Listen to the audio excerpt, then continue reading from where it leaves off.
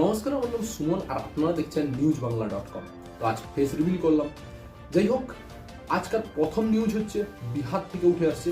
বিহারের একজন 13 বছর বয়সী ক্রিকেটার সৌদি আরবে যে IPL 2025-এর জন্য অকশন চলছে ওখানে শর্ট লিস্টেড হয়েছেন, যার দরুন পৃথিবীর সব থেকে ইয়াংগেস্ট ক্রিকেটার হিসেবে পরিচিতি লাভ করেন ওই 13 বছর বয়সী যুবক। দ্বিতীয় খবর উঠে আসছে উত্তরপ্রদেশের বারেলি থেকে, যেখানে গুগল ম্যাপ ব্যবহার করে মৃত্যু হয় 3 ব্যক্তির। হ্যাঁ, ঠিক শুনছেন, গুগল ম্যাপ ব্যবহার করে মৃত্যু হয় 3 ব্যক্তির। 3 বন্ধু কোথাও যাচ্ছিলেন আর তারা ফলো করছিলেন গুগল ম্যাপ। গুগল ম্যাপে দেখাচ্ছিল ব্রিজের উপর দিয়ে পারাপার করতে, কিন্তু গুগল ম্যাপের যে ব্রিজটা দেখাচ্ছিল ওটা ছিল আনকমপ্লিট। কিন্তু ব্রিজের সামনে কোনো ব্যারিকেড বা কোনো রকম ডেঞ্জার সাইন ছিল না, আর তার জন্যই এই দুর্ঘটনাটি ঘটে। গুগল ম্যাপ ফলো করতে গিয়ে মাঝখান থেকে ব্রিজের কাজ যেখান থেকে কমপ্লিট হয়নি ওখান থেকে নিচে খাইতে পড়ে গিয়ে মৃত্যু হয় ওই 3 ব্যক্তির। অপরদিকে অন্ধ্রপ্রদেশ ট্যুরিজম ডিপার্টমেন্ট নিতে চলেছে একটা বড় সিদ্ধান্ত।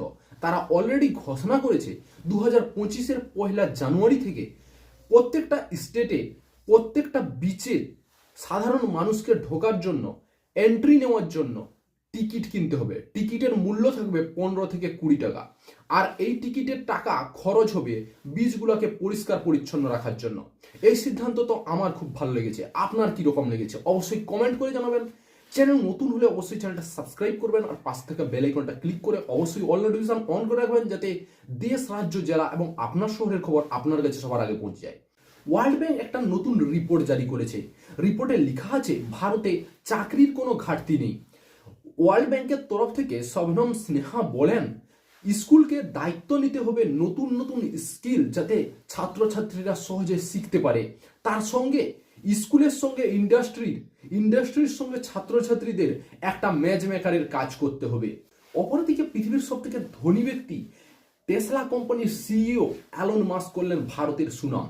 যেখানে বড় বড় নেতারা ভারতের ভোটিং সিস্টেমকে ফ্রড বলে অভিহিত করেন, সেখানে অ্যালন মাস্ক ভারতের সিস্টেমেটিক ইলেকট্রো ভোটিং সিস্টেমকে প্রশংসা করেছেন, যেখানে একদিনেই মাত্র 64 কোটি ভারতীয়র ভোট কাউন্ট করা হয়। সেখানে ক্যালিফোর্নিয়ায় এখনো ভোট গুনানোর কাজ চলছে।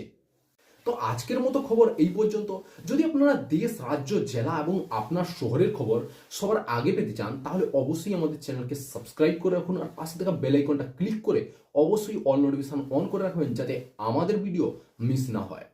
তো পরের ভিডিওতে আবার দেখা হচ্ছে।